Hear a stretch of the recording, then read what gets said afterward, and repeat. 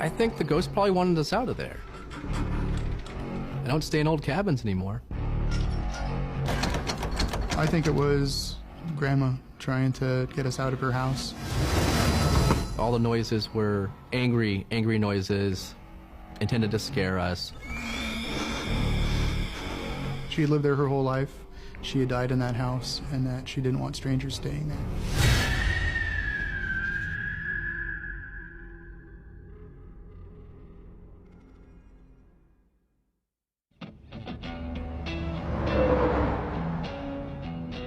My friend Westy and I were with our friend Rob. Our friend Rob was going to be shipping out to Afghanistan.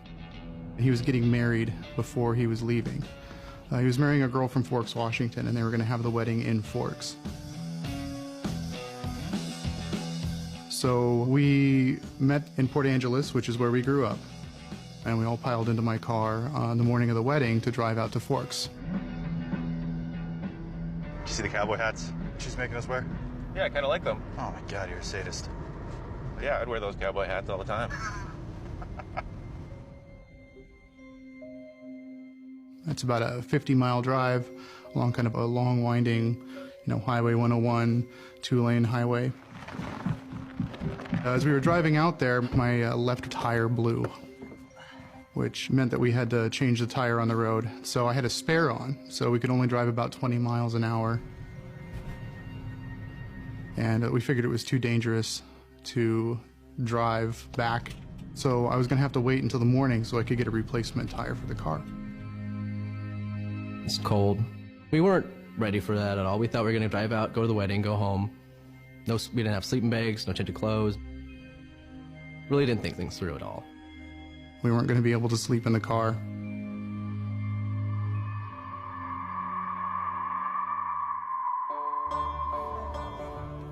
We made it on time, and they had a nice little ceremony, and then they had the reception.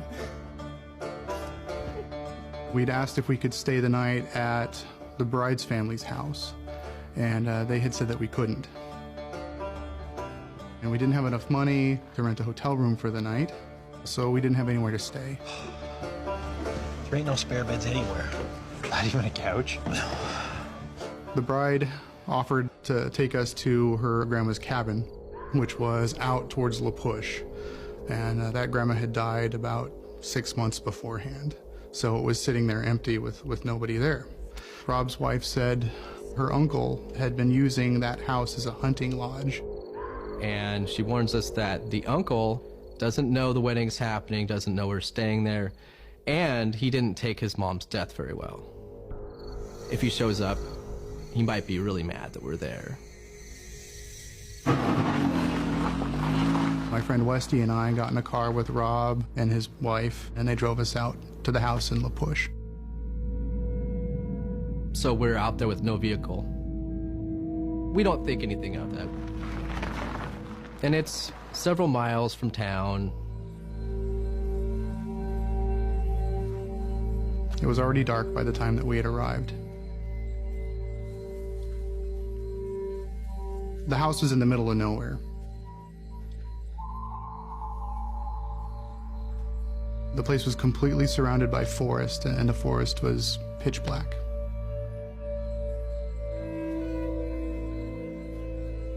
I was relieved that we had a place to stay that night, but being out in the middle of the woods in a cabin that somebody had died in just a few months before was a little weird.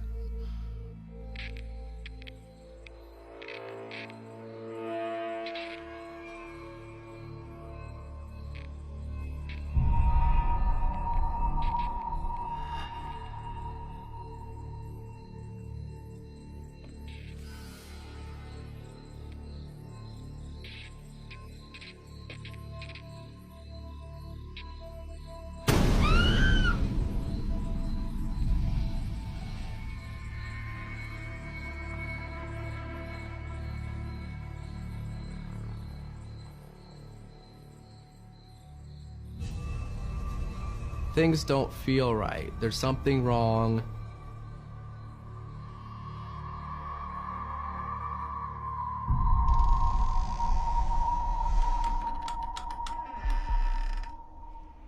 Rob's wife opened the porch door and we walked into the kitchen.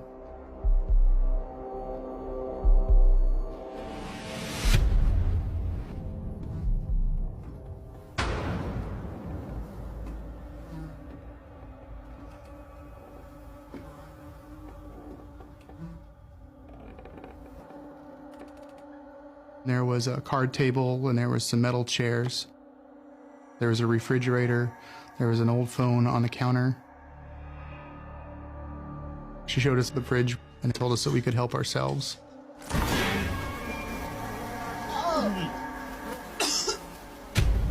And then we went and explored the rest of the house.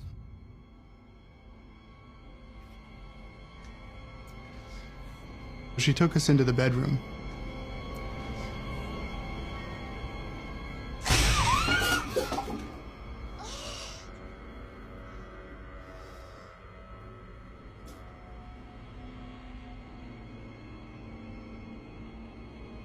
What?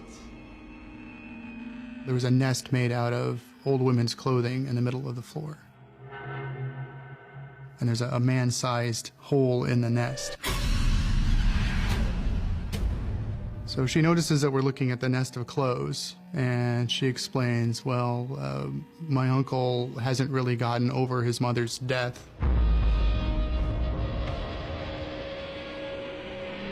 He had been sleeping in a pile of his dead mother's clothes